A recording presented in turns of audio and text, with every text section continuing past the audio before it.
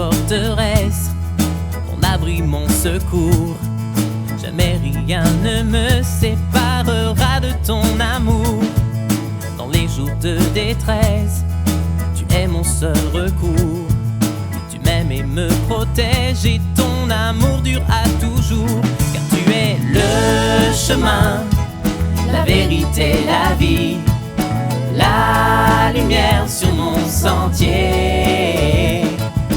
Le chemin, la vérité, la vie, la lumière sur mon sentier. Dans nos obscurités, tu traces ton chemin. Tu es le bon berger, Jésus, tu nous tiens dans ta main. Tu nous remplis de joie, tu es notre rocher. Tu n'abandonnes pas tous ceux qui se confient en toi. Car tu es le chemin, la vérité, la vie, la lumière sur mon sentier. Le chemin, la vérité, la vie, la lumière sur mon sentier. Tu es ma forteresse, mon abri, mon secours. Jamais rien ne me séparera de ton amour. Dans les jours de détresse, tu es mon seul recours. Tu m'aimes et me protèges et ton amour dure à toujours. Car tu es le chemin, la vérité, la vie, la lumière sur mon sentier. Le chemin, la vérité, la vie, la lumière sur mon sentier. Jésus est le chemin, la vérité, la vie, la vie, la lumière sur mon sentier. Le chemin, la vérité, la vie, la lumière sur mon sentier. Jésus est le chemin, la vérité, la vie, la lumière sur mon sentier. Le chemin, la vérité, la vie, la lumière sur mon sentier.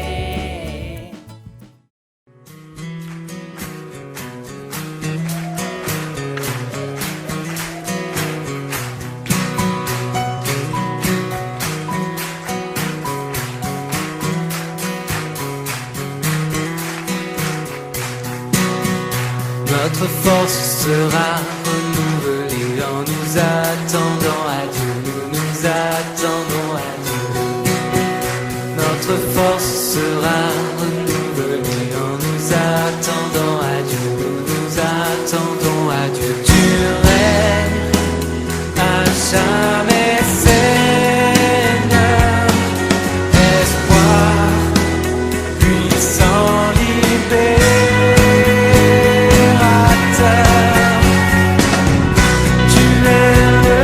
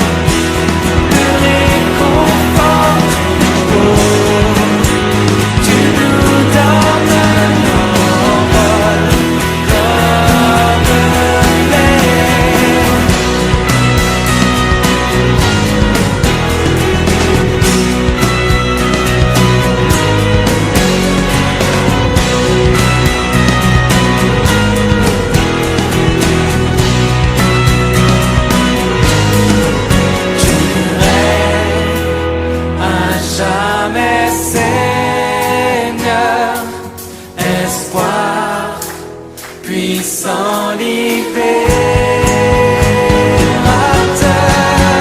Tu es le Dieu d'éternité, le Dieu d'éternité, jamais lassé, jamais fatigué.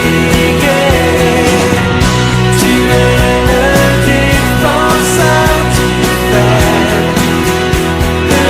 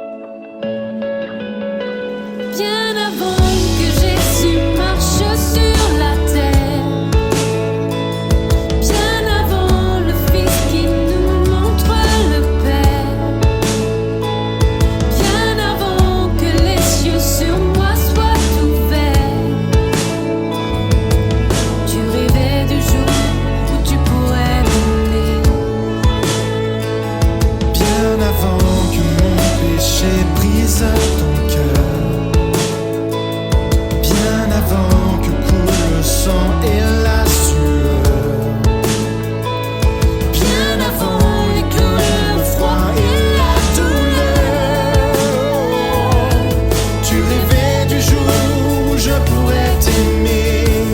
Oh oh, tu rêvais du jour où je pourrais t'aimer.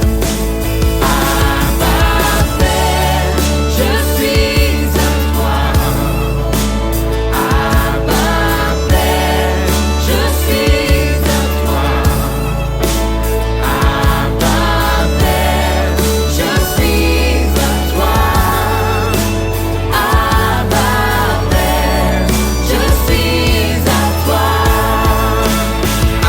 Abba Père, je suis émerveillé, saisi par l'immensité de ton amour pour moi.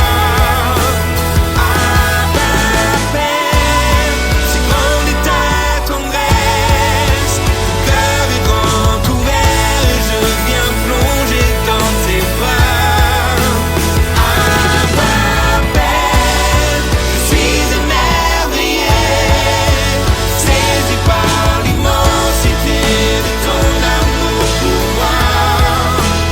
Abba Père, si grande est ta tendresse, ton cœur est grand ouvert et je viens plonger dans tes bras. Abba Père.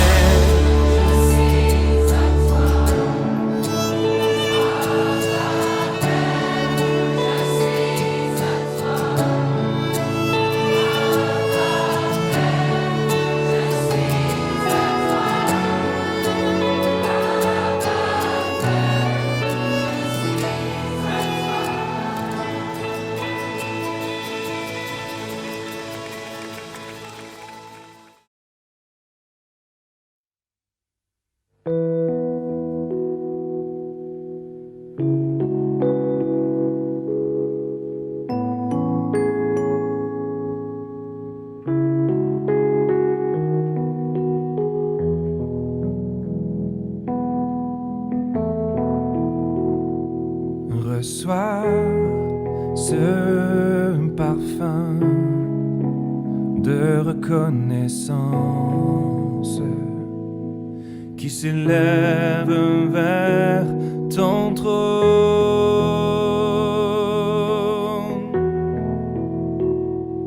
Reçois la louange de ta création qui célèbre ton saint nom.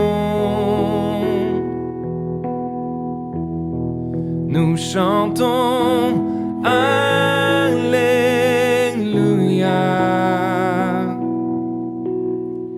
Alléluia,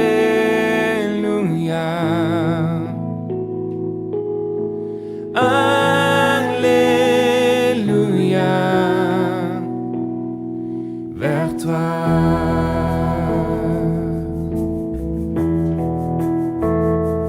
Reçois ce parfum de reconnaissance qui s'élève vers ton trône.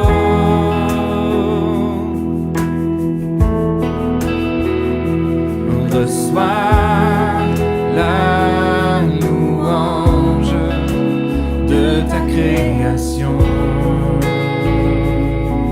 qui célèbre ton saint nom. Nous chantons Alléluia,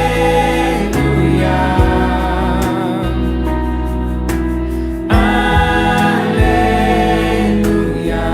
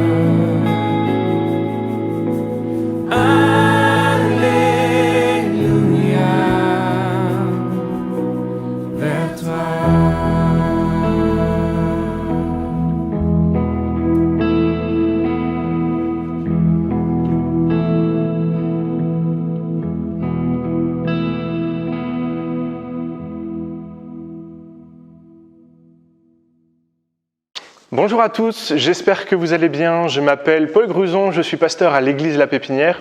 Je suis très heureux de pouvoir partager avec vous ce message. Aujourd'hui, on va se poser la question, qu'est-ce qui nous empêche d'avoir la victoire ? Et pour encadrer cette question, pour nous accompagner dans cette question, j'aimerais qu'on réfléchisse ensemble à cette histoire qu'on trouve dans la parole de Dieu, que tout le monde connaît. Même ceux qui n'ont jamais lu la Bible connaissent cette histoire. C'est l'histoire de David et Goliath.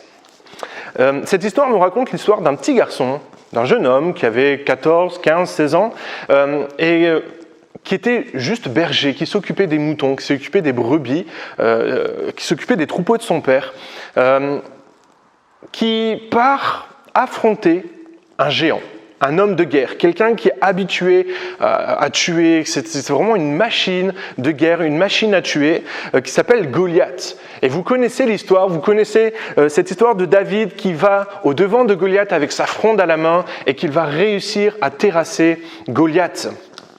Il faut comprendre que Goliath, c'est pas juste un soldat habitué à la guerre, c'était vraiment un géant. Il faisait 3 mètres, une carrure impressionnante, certainement une musculature impressionnante, et il était aussi revêtu d'une armure impressionnante. Il était revêtu d'armes qui étaient à l'époque révolutionnaires. Les Philistins maîtrisaient le fer qui rendait l'armée des Philistins supérieure, en tout cas sur le papier, rendait supérieure l'armée des Philistins à l'armée d'Israël. Et on voit que David, lui, vient avec le strict minimum, juste une fronde et quelques cailloux pour terrasser Goliath. On connaît l'issue de l'histoire, on sait que David réussit finalement à terrasser Goliath. Et avant d'aller plus loin dans la réflexion, j'aimerais qu'on se pose un moment, qu'on se pose juste 5 secondes. Je vais vous laisser le temps de nommer et de répondre à cette question. Sur quoi tu aimerais avoir la victoire aujourd'hui ? Quels sont les domaines de ta vie sur lesquels tu aimerais avoir la victoire ? Peut-être que tu souhaiterais avoir la victoire sur la maladie, parce que la maladie te tient à allonger, te tient alité, te tient en souffrance depuis des années. Peut-être que tu voudrais avoir la victoire sur ton caractère, parce que tu as un caractère de cochon et tu n'arrives pas à t'en défaire. Tu n'arrives pas à te débarrasser de ce caractère. Peut-être que tu veux remporter la victoire sur un péché qui te tient depuis des années, quelque chose pour lequel tu luttes, pour lequel tu as prié, pour lequel tu as demandé de l'aide, mais tu n'arrives pas à t'en défaire et tu cherches à avoir la victoire. Peut-être que tu cherches à avoir la victoire sur la honte. Cette honte qui t'empêche d'aller plus loin avec Dieu parce qu'il y a quelque chose qui s'est passé dans ta vie que tu n'arrives pas à te débarrasser, tu n'arrives pas à passer au-dessus et tu as honte de ce que tu as fait ou tu as honte de ce que tu as subi. Peut-être que tu as envie d'avoir la victoire sur ta peur. Tu as peur d'annoncer le nom de Jésus, tu as peur de témoigner à ta famille, à tes proches, à tes amis, à ton mari, à tes enfants, parce que tu es porteur d'un message plein d'amour, plein d'espérance, mais tu ne sais pas comment vont réagir tes proches, tes camarades, tes amis. Et tu voudrais aujourd'hui avoir la victoire. J'aimerais, avant d'aller plus loin, que tu puisses avoir en tête tout au long de cette méditation, tout au long de cette réflexion, la victoire que tu voudrais avoir aujourd'hui. Quelle est la victoire que tu aimerais avoir ? On va voir que David, pour remporter la victoire, il a dû affronter certains géants avant d'affronter Goliath. Il a dû affronter certaines épreuves avant d'arriver devant Goliath. Et peut-être que ce que David a vécu, tu l'as vécu aussi, tu le vis aussi, et c'est ce qui t'empêche d'avoir la victoire. Alors on va voir, la première chose, c'est que David a dû affronter Saül. Saül, c'était le roi d'Israël, c'était lui qui gouvernait le peuple d'Israël, c'était lui qui avait autorité sur l'armée d'Israël. Et Saül va dire à David, dans 1 Samuel chapitre 17, verset 33, il va dire « Tu ne peux pas aller te battre avec ce Philistin, car tu es un enfant. » Et lui, c'est un homme de guerre dès sa jeunesse. Saül va juger David sans connaître son fondement. Sans connaître qui est David. Saül va s'arrêter à l'apparence, va s'arrêter à ce qui frappe l'œil. D'ailleurs, ce n'est pas la première fois où David se retrouve confronté à ça, se retrouve confronté à quelqu'un qui le juge uniquement selon son apparence. Et d'ailleurs, David va dire, mais c'est la réponse que David va donner à Saül, c'est ainsi que ton serviteur a terrassé le lion, a terrassé l'ours, et il en sera du Philistin, de cet incirconcis, comme de l'un d'eux, car il a insulté l'armée du Dieu vivant. David a réussi à remporter la victoire sur le jugement sans fondement de quelqu'un, sur le jugement sur l'apparence de quelqu'un, tout simplement en sachant que Dieu est avec lui, en sachant que Dieu l'avait formé, que quand David était en train de garder le troupeau et qu'un lion venait et qu'il réussit à repousser le lion, à terrasser le lion ou à terrasser l'ours, il savait que Dieu était en train de le former pour ce moment précis. Je t'encourage vraiment dans ta vie à prendre conscience que si Dieu te met devant toi une difficulté, une épreuve, un géant devant toi, il t'a déjà formé pour affronter ce géant. Tu as juste besoin de prendre conscience que Dieu t'a formé pour ça. Et que même si les apparences paraissent trompeuses, même si les apparences paraissent compliquées, qu'effectivement c'est un géant, que lui ce n'est qu'un enfant, David a été formé par Dieu pour terrasser Goliath. David a eu tout ce dont il avait besoin pour affronter cette épreuve. Comme toi, aujourd'hui, tu as tout ce dont tu as besoin pour affronter l'épreuve que tu traverses. Tu as tout ce dont tu as besoin pour remporter la victoire. La deuxième chose que Saül va faire avec David, et ce qui me paraît le plus compliqué, on va lire les versets 38 et 39 de 1 Samuel 17. Il nous est dit que Saül fit mettre ses vêtements à David. Il plaça sur sa tête un casque d'airain, le revêtit d'une cuirasse. Il ceignit David de son épée. David ceignit l'épée de Saül par-dessus ses habits. Puis, à ce moment-là, une fois qu'il était complètement équipé, il a voulu marcher, car il n'avait pas encore essayé. Mais il dit à Saül, « Je ne puis marcher avec cette armure. Je n'y suis pas accoutumé. » Et il s'en débarrassa. Saül, c'est un roi qui est dépassé. Saül, c'est un roi qui est déjà condamné, qui est déjà dépassé par les événements. Il ne sait pas comment il va terrasser Goliath, il ne sait pas comment il doit faire, et il va utiliser ce qu'il connaît, ce qu'il sait, il va utiliser ses armes, sa cuirasse, tout son apparat pour essayer de dire à David, écoute, puisque tu veux y aller, tiens, je vais te donner tout ce que moi j'ai, tout ce que j'ai fait dans le passé. Les armes que Saül veut donner à David, ce sont les armes du passé. Ce sont les armes qui ont été utiles, qui ont fonctionné dans le passé, mais qui pour cette situation-là ne fonctionnent pas. Quelles sont les armes que Dieu veut te donner aujourd'hui pour vaincre ton épreuve ? On est des professionnels, nous chrétiens, pour prendre pour acquis les choses du passé. On se dit, mais on a toujours fait comme ça. Si je fais toujours comme ça, ça va marcher. Seulement, il y a des armes qui fonctionnent pour un moment, qui fonctionnent pour une épreuve, mais qui ne fonctionneront pas forcément pour les suivantes. D'ailleurs, la réponse de David va être la suivante. Il prit en main son bâton, l'arme qu'il maîtrisait. Il va choisir dans le torrent 5 pierres polies, et il les mit dans sa gibecière. Puis, sa fronde à la main, il s'avança contre le Philistin. Il y a un verset de la parole de Dieu que j'apprécie énormément qui dit « Dieu fait toutes choses belles en son temps ». Et une autre version va dire « Dieu fait toutes choses belles pour un temps ». C'est-à-dire que Dieu va mettre en place tout ce dont on a besoin pour affronter une épreuve à un moment, mais peut-être que les armes et ce que Dieu nous donne pour un moment n'est plus valable pour la suite. D'ailleurs, David le sait. Puisque pour affronter Goliath, il va y aller avec sa fronde, sa gibecière, avec son bâton, et il va aller au-devant du géant, et il va terrasser le géant. Mais quand on va plus loin dans les Écritures, on se rend compte ensuite que David va utiliser d'autres armes pour remporter des batailles. On se rend compte que David va utiliser d'autres stratégies pour remporter des batailles. Il ne s'est pas dit, puisque ça a marché une fois avec ma fronde, j'affronterai systématiquement mes ennemis avec ma fronde. Il a changé les armes et il a su adapter les armes en fonction de la situation. Saül, c'est celui qui a voulu donner à David les armes du passé. Je t'encourage, si tu veux remporter la victoire, à chercher de nouvelles armes, à chercher quelle est la stratégie que Dieu veut mettre en place. Et de ne pas regarder à ce qui a marché dans ton passé, à ce qui a marché autrefois, mais à chercher quelles sont les armes que Dieu veut que tu utilises aujourd'hui. Parce que les armes que tu vas utiliser aujourd'hui, c'est celles-là qui vont être efficaces. Ce n'est pas les armes que tu vas utiliser demain, ce n'est pas les armes que tu as utilisées hier, c'est les armes dont tu as besoin aujourd'hui pour remporter la victoire. La troisième chose que David a dû affronter pour remporter la victoire, c'est de ne pas se laisser influencer par le peuple et par son mauvais regard. 1 Samuel 17, verset 24, il nous a dit « À la vue de cet homme, tous ceux d'Israël s'enfuirent. Et ils furent tous saisis d'une grande crainte. » Pour remporter la victoire, David a dû regarder autre chose. Pour remporter la victoire, il n'a pas dû faire comme le peuple d'Israël qui regardait aux géants, qui regardait la quantité de muscles, qui regardait la taille, qui regardait la cuirasse, qui regardait la lance, qui regardait l'épée, qui regardait le casque. Ils n'ont pas non plus regardé au passé de cet homme. David n'a pas regardé à qui était cet homme.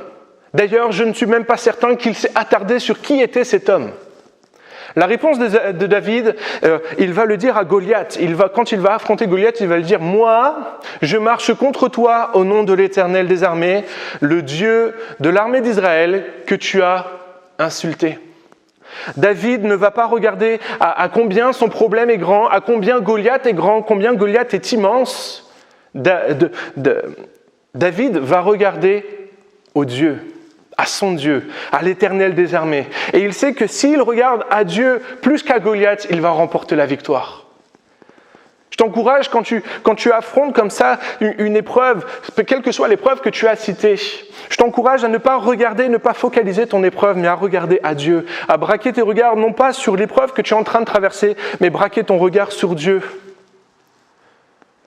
Peut-être qu'il y a toutes les bonnes raisons pour vivre ça. Peut-être que la honte que tu as, c'est normal parce que tu as vécu quelque chose de difficile.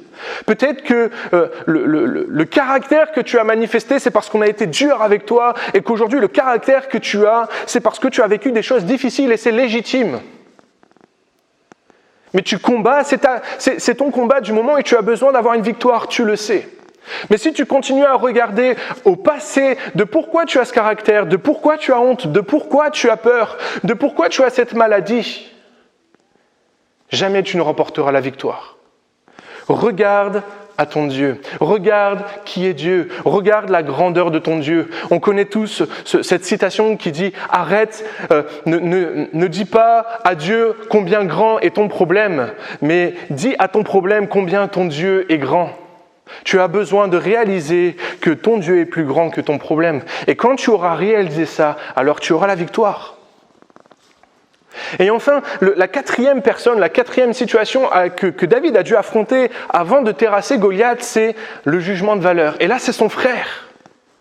C'est son frère, Eliab, qui va lui dire, Eliab, son frère aîné, au verset 28, qu'il avait entendu parler à ces hommes, fut enflammé de colère contre David. Et il dit, « Pourquoi est-ce que tu es descendu ? Et à qui as-tu laissé les brebis que tu gardes ? Je connais ton orgueil, je connais ta malice. C'est pour voir la bataille que tu es venu. »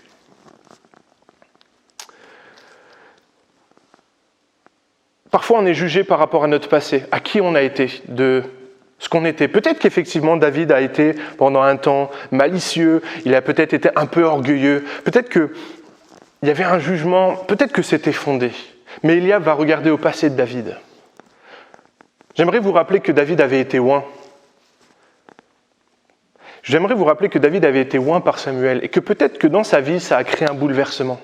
Et il s'est dit, il faut que je me prépare à devenir le roi d'Israël. Peut-être que ça a transformé son caractère. Peut-être que ça a transformé sa vie. Peut-être qu'il n'était plus le même petit garçon, le même jeune homme quand il s'est posé devant Goliath. Mais Eliab, lui, regardait encore à qui il était avant.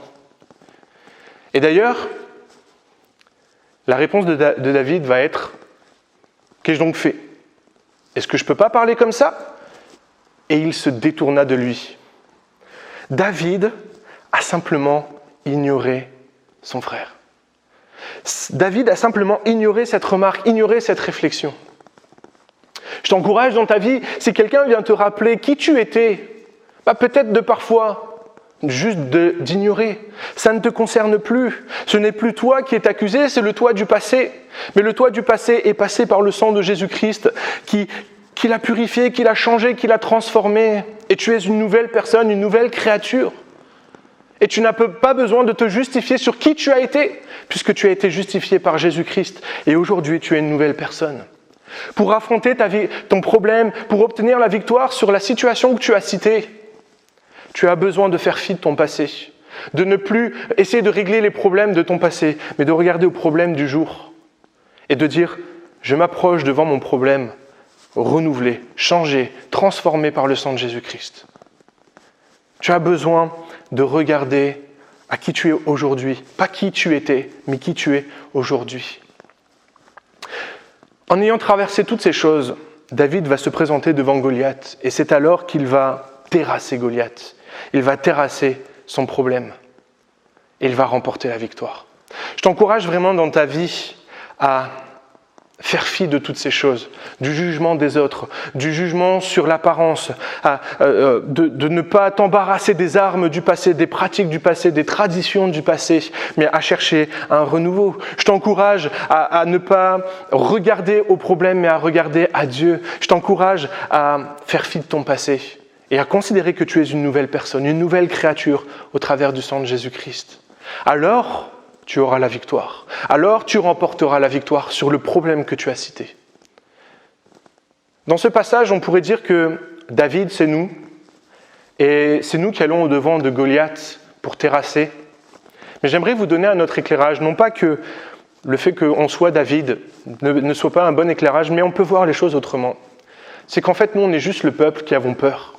Et David, c'est Jésus-Christ, qui lui va affronter notre problème et va terrasser le géant.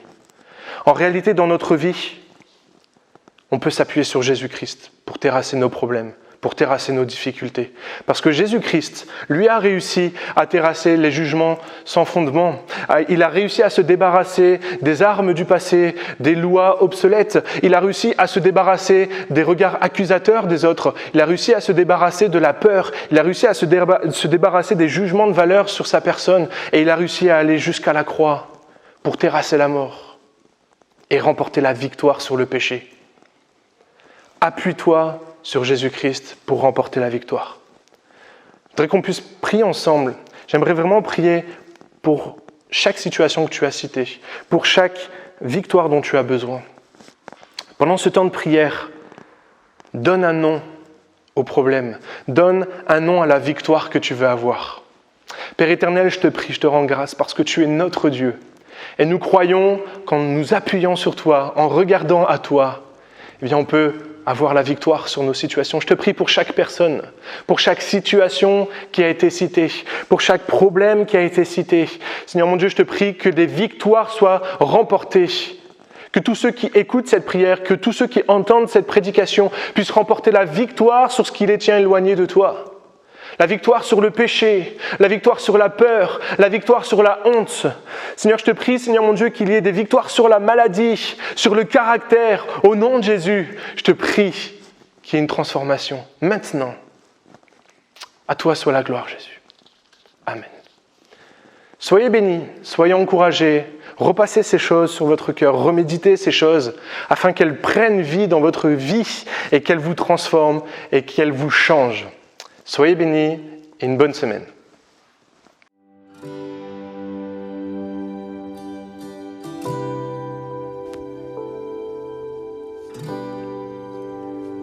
Bonjour tout le monde, c'est Jean-Charles du pôle communication de l'église de Chaumontel. J'espère que vous allez bien. Alors voilà, notre culte en ligne touche à sa fin. Nous avons été ravis de passer ces moments avec vous et nous espérons que vous aussi, vous avez passé un excellent moment dans la présence de Dieu. Alors avant de nous quitter, juste quelques annonces. Premièrement, pour ne rien rater et être informé de toutes nos vidéos, pensez bien à vous abonner à la chaîne YouTube de l'église de Chaumontel en cliquant sur le bouton « S'abonner » en rouge juste sous la vidéo. Pensez également à activer les notifications. N'hésitez pas non plus à visiter notre site web église-chaumontel.com. Le lien se trouve dans la description sous la vidéo. Vous y retrouverez les rediffusions de nos cultes en ligne, des challenges et des études bibliques, ainsi que toutes les informations concernant les dîmes et les offrandes. Enfin, si vous souhaitez en savoir plus sur notre Église, si vous avez des questions ou des suggestions, n'hésitez pas à nous contacter là aussi via notre site internet. Je vous souhaite un excellent dimanche. Encore merci du fond du cœur pour votre présence et je vous dis à dimanche prochain à 10h pour le culte en ligne. Soyez bénis!